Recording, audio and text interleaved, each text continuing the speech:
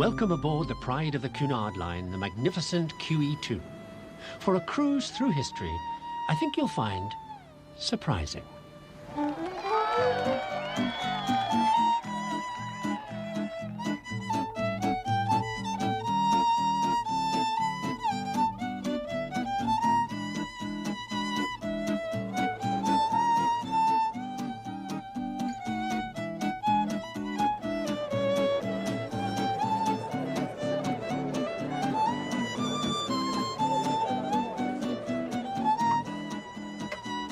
They say over the years, the QE2's seen everything. Good lookers, millionaires, fancy dresses, con men, French engineers, war, treason, Scottish dancing, and deliverance. Which, funnily enough, is what this show's about. I suppose, to continue the nautical metaphor, the general theme of this particular programme is the way, throughout history, people keep on stirring things up. Making waves.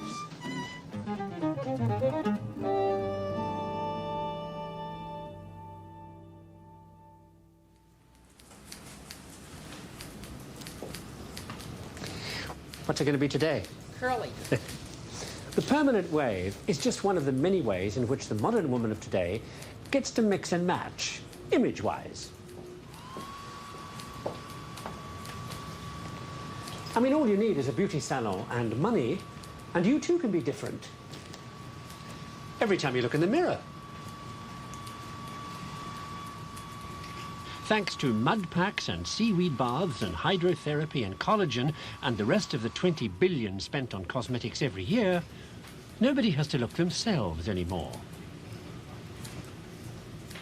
And to think, the whole mega business was started in 1904 by a German called Nestler, whose sister hated curlers.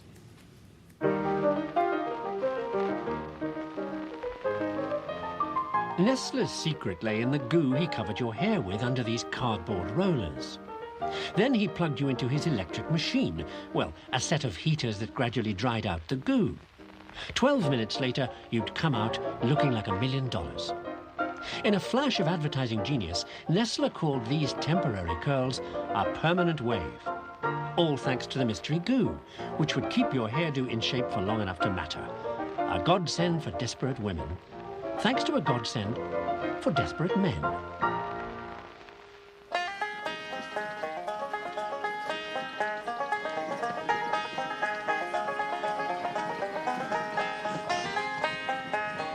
The desperate men in question were California miners who'd run out of pickings and were desperate to find another grubstake. Well, in the 1880s in Death Valley, they did, and started hauling out wagon loads of it to the nearest railroad. It was where Nestler's goo would come from, a mineral ore they'd found that you could extract a magic ingredient from called borax. Actually, extract makes it sound harder than it really was, because all you did was crush, boil, filter, boil, crystallize out, and grind. And you got yourself a fine powder you could use for hairdressing, and glass making, plastering, table linen, starch, electric light fittings, pottery glaze, enamel, mouthwash, eye wash, antiseptic, and water softening. You might say with a sense of irony that borax was worth its weight in gold.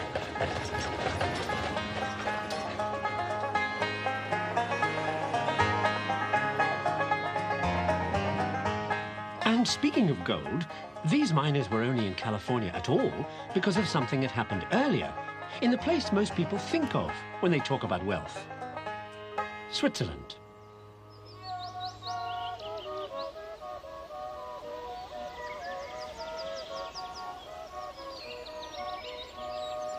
I know the Swiss have a bit of a stuffy image, cuckoo clocks, yodeling, you know, but not all Swiss are that dull. One of them dug up half of California. Which is why they found the borax in the first place, thanks to one of the greater con men in the early West. The chap in question also sounds like a real creep. He starts life here as a grocery assistant in Switzerland, then he leaves his wife and 5 kids destitute, and sets out for pastures greener, passing himself off variously as a member of the Pope's Swiss Guard, a classmate of the French Emperor, a Swiss Army captain, and a French officer. None of which, of course, he is. Name of Johann Sutter. His greatest scam is when he persuades some people to give him a lot of land so that he can set up a kind of commune, which he names modestly New Switzerland, here outside Sacramento, California. He then buys reject Russian army uniforms with which he dresses his people up to run a trading post he names modestly Sutter's Fort. Then, in 1847, he starts a new money-making venture 50 miles up the American River from his fort. The plan is to sell timber to the settlers coming out west in dribs and drabs, cut and dressed at Sutter's new sawmill. Well, that's the plan. But this is where friend Sutter's life starts to go very slightly haywire. On January the 28th, 1848, evening, Sutter is passing the time fiddling the books or something typical. Outside, it's chucking it down, blinding rainstorm, when suddenly, in through the door rushes the carpenter who's been building Sutter's sawmill for him, and who says, "Pant, pant, psst, holy shamoly, bolt the door, don't breathe a word, top secret, look at this." And he gives Sutter a rag containing a small rock. They look it up in Sutter's encyclopedia, I kid you not. And when they do what it says they should do, they know what the rock is and what to do next. Which is to put Sutter's sawmill here in what is now Coloma, California, firmly on the map, and then to change the course of history for the state of California, the United States, the world, and this program, because they're about to kick off the 1848 California Gold Rush.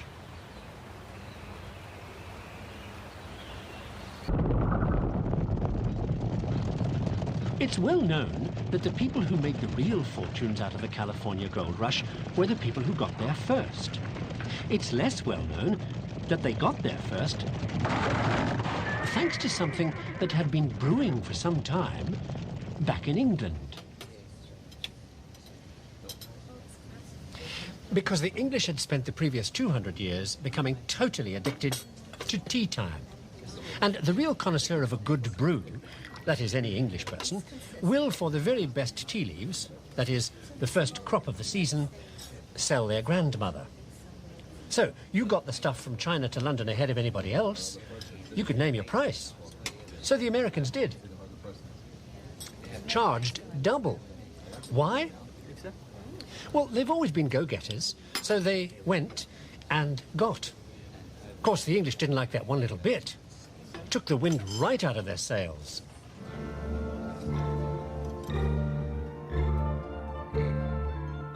Because the Americans pulled the trick with an amazing new ship with more sails than anybody'd ever seen, and a new, low, slimline hull.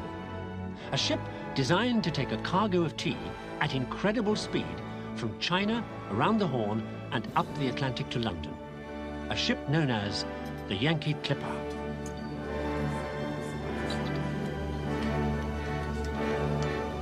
In 1851, the fastest ship in the world.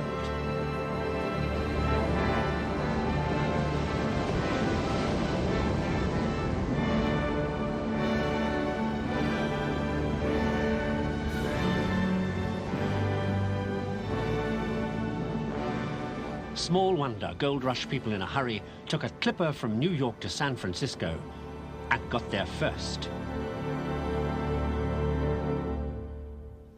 You know, history's full of irony because the reason the American clippers were able to take tea and then anything else to Britain, and I mean legally able, was because the Brits changed their laws. And they did so partly because of something else American. Something that starved over 2 million people to death.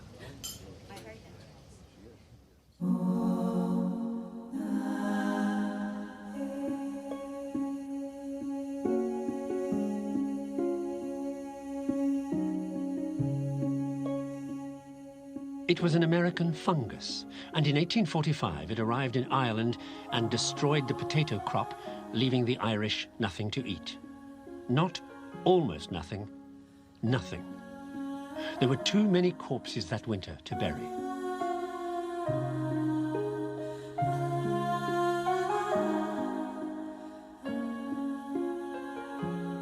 When the sheer scale of the human tragedy and devastation finally dawned on the British, they changed their very restrictive import laws so as to let American ships bring in extra corn to feed the Irish.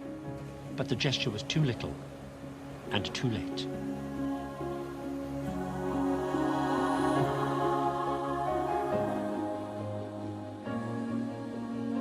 The American corn shipments convinced British industrialists that all anti-import laws should be abolished, and they used the latest means available to get that free trade message out to rally all their supporters. It was a simple enough message. Because free trade would mean cheaper imports like American corn, and that would mean cheaper bread, and that would mean lower wages, and jobs, and economic expansion, and more money all round. But the major political row created by the potato famine that let the American clippers bring their corn to Britain strengthened the hand of the free trade lobby in Parliament. Although they'd never have got the bill through the House if it hadn't been for some crooked politicians and some rather frank behaviour.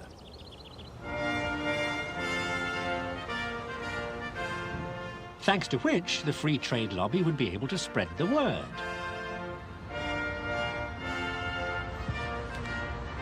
The frank behaviour involved a number of definitely strange brown paper parcels. Among other things, a dog, a bed, and a housemaid. All sent through the mail free. This was a kind of weird shenanigans a reformer called Rowland Hill exposed in 1836, when he started looking into the murky workings of the British Post Office. It was all to do with fraudulent franking. See, members of Parliament had free franking privileges, and they were using them to mail this kind of stuff to their pals all over the country, losing the government millions in revenue. Not to mention the time wasted by postmen collecting money because you paid to receive a letter, not to send one. And in any case, you couldn't read half of them because you paid by the page, so people wrote up, down, and sideways. What we need, said Hill to the people here in Parliament, is post boxes and a standard postage rate payable in advance with a stamp on an envelope. In 1839, Parliament agreed to this stamp, the penny black. And if you ever see one, grab it because it's worth a fortune today. And once again, thanks to America. That's who did the penny black, a printer from Massachusetts. His main aim in life had been just to make good money. But I mean literally good money, on account of all the bad money floating around. So this American printer solved that problem by making paper money designs so complex it was too difficult to fake. His name was Jacob Perkin, and in 1804, he developed a printing technique that was so good, by 1818 he was over here trying it on the Bank of England. No luck. Then he bumped into Rowland Hill, got the stamp deal, and you know the rest. Well, not quite.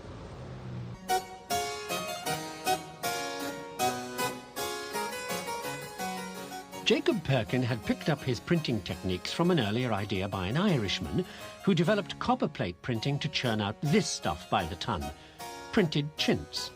By 1790, all the rage in America and Europe, when all that matching covers and curtains business started in a big way.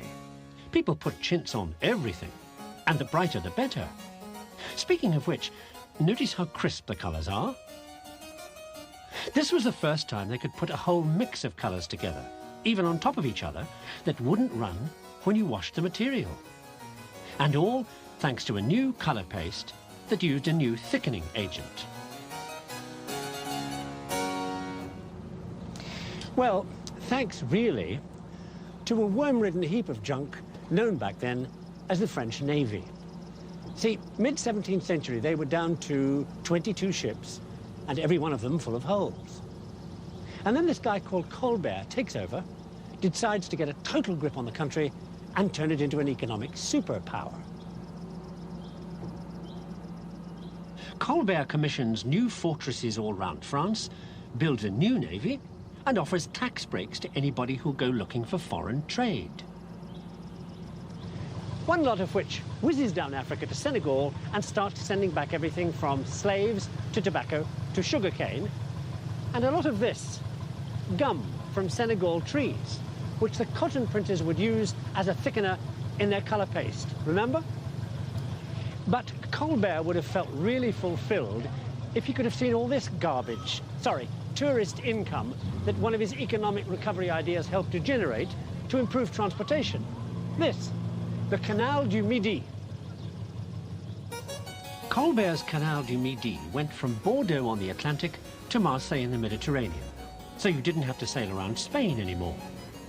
In 1681, it was the hottest thing in commercial transportation the Western world had ever seen, and became the model for every canal that followed it. One of the engineers who designed the canal was a fellow called Vauban, and he became a very big wheel, Marshal of France. Designed this bridge, as a matter of fact, to carry the canal over a river. Vauban's second greatest claim to fame was building all those French border fortresses I mentioned. His first claim to fame was inventing a new way of using trenches to dig your way close enough to a fortress walls to blow it up, about which we Brits could have cared less. Until certain rebels tried the technique on us at the Siege of Yorktown during that unfortunate matter Americans insist on calling the War of Independence, which we lost and all went home.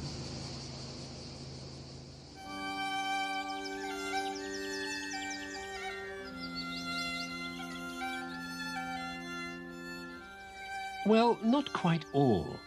There was one bunch of people, 100,000 of them, who stayed on until the Americans started hanging them.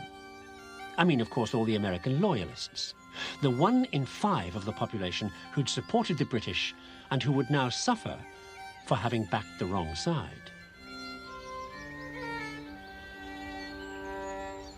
As far as the Americans were concerned, they were all traitors. And a certain Judge Lynch strung them up so fast, he gave the English language a new word.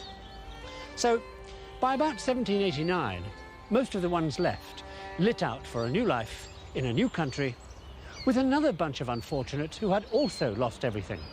Here, in Scotland.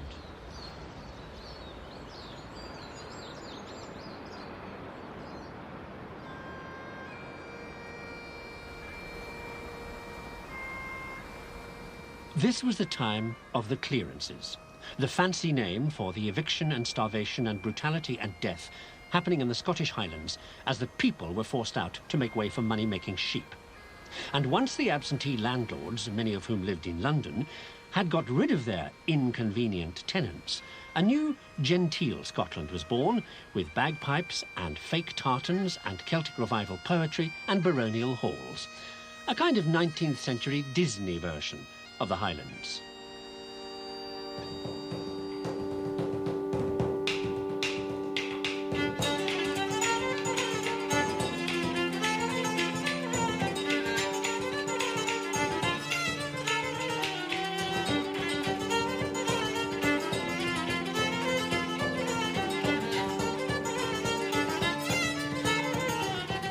This image of Scotland we all have today was invented by the Victorians.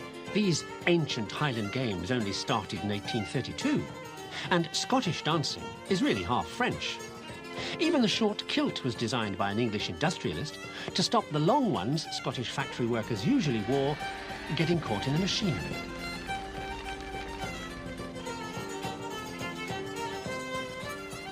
Meanwhile, the real Highlanders were long gone, across the sea to join those American loyalists in a new Scotland called Nova Scotia. By the early 19th century, thousands of them were arriving in any ship they could get passage on. A fact not unnoticed by one particular ex-loyalist from Philadelphia. His name was Abraham Kunders, and he had, quote, lost, unquote, a small merchant fleet he'd operated down there till the time of independence and his hasty departure. Good evening, Mrs. Newby and Mr. Burke. Nice to meet you, Captain. Captain. So he started again. in Halifax, Nova Scotia. Did remarkably well. See you. Good evening, welcome. By 1833, his son Samuel Kunduz had a small fleet and was running the first regular transatlantic passenger line once he got the contract to carry the British Royal Mail, which was going to be a real moneymaker because of the penny post, remember? So the company never looked back.